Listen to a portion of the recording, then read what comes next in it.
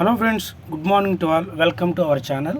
So present మన ఏపీలో ఉన్న అతిపెద్ద న్యూస్ ఏదైనా ఉందంటేనండి, ఆంధ్రప్రదేశ్లో ఉన్నటువంటి డిజిటల్ లక్ష్మి పథకం అండి.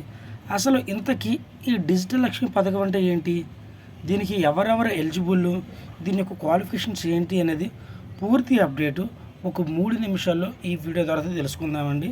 కాబట్టి వీడియో చూసే వాళ్ళందరికీ నాదొక చిన్న రిక్వెస్ట్ అండి, వీలైనంత వరకు మంచి అప్డేటు పూర్తి ఇవ్వడానికే మా పూర్తి ప్రయత్నం మేము చేస్తున్నాము. సో దానికోసం మీరు మాకు ఒక చిన్న పని చేసి పెట్టాలండి. ఏం లేదండి, వీడియోకి ఒక లైక్ ఇవ్వండి. ఇందులో కనుక ఇన్ఫర్మేషన్ మీకు నచ్చితేనే ఇంకో ఇద్దరికైతే షేర్ చేయండి అండి. ఇంకా డైరెక్ట్గా మనం విషయంలోకి వెళ్ళిపోతేనండి, ప్రజలకు వేగంగా ప్రభుత్వ ప్రైవేటు ఆన్లైన్ సర్వీసు అందించడంతో పాటు విద్యావంతులైన డోక్రా మహిళలకు ఉపాధి కల్పించేందుకు ఆంధ్రప్రదేశ్ గవర్నమెంట్ డిజిటల్ లక్ష్మి అనే పేరు మీద అయితే వివిధ సేవలను తీసుకురావాలని చెప్పి నిర్ణయం అయితే తీసుకుందండి. గుర్తుపెట్టుకోండి అండి, డోక్రా మహిళలు, అది కూడా ఎడ్యుకేషన్ పర్సన్స్కి మాత్రమని ఇక్కడ మనకు స్పష్టంగా చెప్తున్నారు. అదేవిధంగా ఈ డిజిటల్ సేవా కేంద్రాల ఏర్పాటుకు సంబంధించిన కార్యక్రమాలు దీన్ని కసరత్తు చేసేందుకు ప్రభుత్వం త్వరలోనే అధికారిక ఉత్తర్వులు ఇవ్వాలని పట్టణ పేదరిక నిర్మూలన మిషన్, అంటే దాన్ని మెప్ప అని కూడా అంటారనమాట. సో దీని యొక్క డైరెక్టర్ కె వెంకటేశ్వరరావు గారు అయితే మనకైతే తెలియజేశారు. మధ్యవర్తుల ప్రమేయం లేకుండా ప్రభుత్వ సంక్షేమ పథకాలు ప్రజలకు నేరుగా అందేలా చేయడమే ఈ పథకం యొక్క లక్ష్యం. అలాగే డోక్రా సంఘంలోని విద్యావంతులైన మహిళలకు స్వయం ఉపాధి కల్పించాలనే ఉద్దేశంతో ఈ డిజిటల్ లక్ష్మి కార్యక్రమానికి ప్రభుత్వం స్వీకారం చుడుతుందని చెప్పేసి వెంకటేశ్వరరావు గారు అయితే చెప్పారండి. సో దీనికి సంబంధించిన అఫీషియల్గా ఏదైనా ఉంది అంటే అది జూన్ 12న వచ్చే అవకాశం ఉందండి. అంటే అఫీషియల్ ఇన్ఫర్మేషన్ అనేది. సో దానికి సంబంధించిన జీవో కూడా ఇప్పుడు రిలీజ్ చేసే అవకాశం ఉంది. సో ఇంతకీ డ్వాక్రా మహిళలతోనే సిఎస్ఎల్కి సంబంధించిన నిర్మాణం అయితే చేయబోతున్నారండి. అంటే ఏం లేదండి, కేంద్ర ప్రభుత్వం ఇప్పటికే డిజిటల్ ఇండియా నినాదంతో అయితే డిజిటల్ సాధికారత లక్ష్యంగా కామన్ సర్వీస్ సెంటర్లు, అదేనండి సిఎస్సిలను అయితే అందుబాటులోకి అయితే తీసుకొచ్చింది. ఈ సిఎస్సిలు ప్రజలకు వివిధమైన ఆన్లైన్ సర్వీసులు అయితే అందిస్తూ ఉంటాయండి. ముఖ్యంగా వివిధ ప్రభుత్వ సేవలకు సంబంధించిన సంక్షేమ పథకాలు, లేదంటే ప్రజా వినియోగ సేవలకు ఇవి ప్రవేశ ద్వారాలుగా అయితే ఉంటాయి.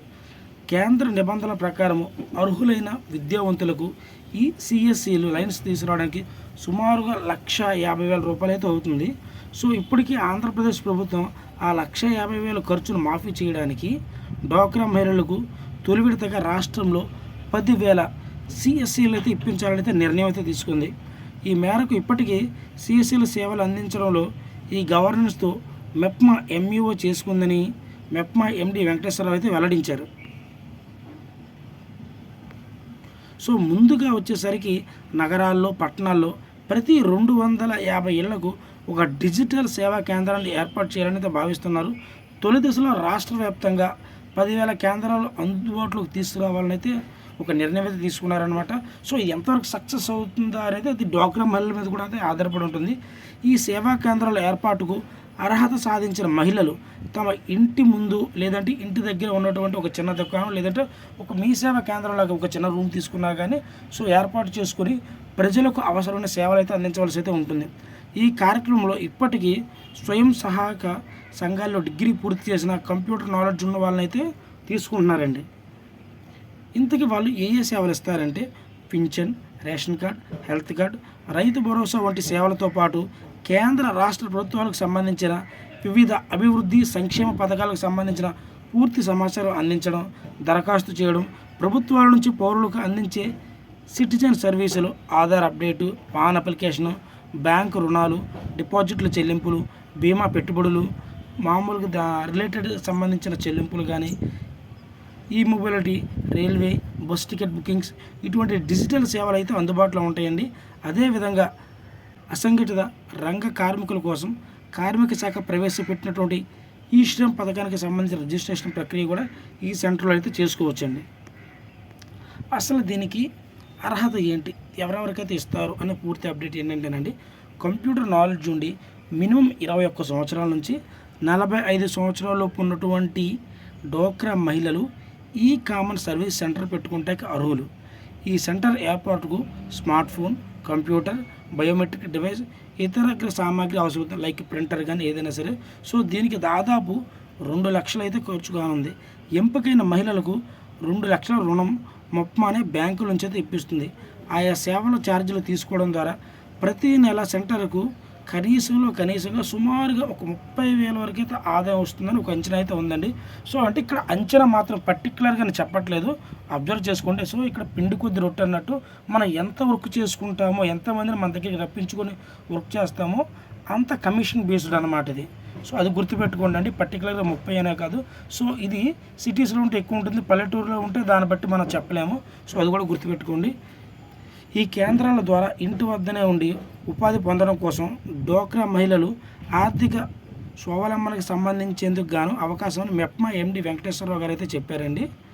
సో దీని యొక్క సెలక్షన్ ప్రాసెస్ ఎలా అయితే ఉంటుందంటేనండి, డిజిటల్ లక్ష్మీ కేంద్రాల కోసం ఇప్పటికే చాలామంది డోక్రా మహిళలు దరఖాస్తు అయితే చేసుకున్నారు.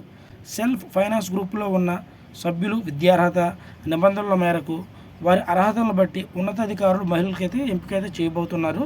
సో తన పరిధిలోనే 100 మంది డోక్రా మహిళలు దరఖాస్తు చేసుకున్నారని, ఇంకా ప్రాసెస్ జరుగుతుందని విజయవాడ కార్పొరేషన్ పరిధిలోని యూసీడీ అధికారి జగదీశ్వరి గారు అయితే చెప్పారండి. ఇప్పటికి చాలా సౌకర్యాలు ఉన్నాయి.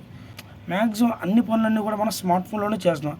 ఇప్పటికే చాలా ప్రాంతాల్లో మీ సేవా కేంద్రాలు, అవసరమైన పౌర సరఫరాలు అన్నీ అందుబాటులో ఉన్నాయి. అలాంటప్పుడు ఈ కొత్త డిజి లక్ష్మీ కేంద్రాల ఉపయోగం ఏంటి అనే ప్రశ్నలు అయితే అందరి నోటి నుంచి అయితే వస్తున్నాయి. దీనిపై మెప్మా స్టేట్ మిషన్ రంగాచార్యులు గారు అయితే ఒక ఇన్ఫర్మేషన్ అయితే ఇచ్చారండి. మురికివాడలోని ప్రజలు, అసంఘటిత రంగంలోని కార్మికులకు ఇంకా ఈ డిజిటల్ సేవలపైన అయితే పూర్తి అవగాహన లేదు. అలాంటి వారు నగరంలో అక్కడక్కడే ఉండి మీ సేవా సెంటర్లకు వెళ్ళే బదులు తమ ఇంటి దగ్గరలోనే ఉన్నటువంటి, అంటే తెలిసిన వాళ్ళు చేస్తూ ఉంటారు కదండి డోక్రా వాళ్ళు, సో వాళ్ళ దగ్గరకు వెళ్ళి వాళ్ళు నిర్వహించే ఈ సెంటర్కి వెళ్తే అక్కడ వాళ్ళ వర్క్స్ అనేవి చాలా ఈజీగా అయిపోతాయి అని చెప్పేసి MEPMA state machine manager Rangacharyulu గారు అయితే చెప్పారండి. సో ఇది ఎంతవరకు సక్సెస్ అవుతుంది, ఎలా ముందుకు వెళ్తుంది అనేది, సో ఇది కేవలం డోక్రా మహిళల మీద ఆధారపడి ఉంటుంది. బట్ అఫీషియల్గా ఇన్ఫర్మేషన్ అనేది మనకి జూన్ 12వ తారీఖున అయితే వచ్చే అవకాశం ఉందండి. గుర్తుపెట్టుకోండి, పర్టికులర్గా 30,000 వస్తుందని చెప్పలేనండి. మనం చేసుకునే పని బట్టి కమిషన్ బేస్ అయితే డిపెండ్ అయ్యేది ఉంటుంది. సో పిండి కొద్ది రొట్టు కాబట్టి వీలైనంత వరకు ఈ ప్రోగ్రాము 100కు 100% సక్సెస్ అయితే డోక్రా మహిళలకు, అది కూడా చదువుకునే వాళ్ళకి ఏదైనా హెల్ప్ అయ్యే అవకాశం ఉందండి. సో మంచి జరగాలని ఆశిద్దామండి. Thank you.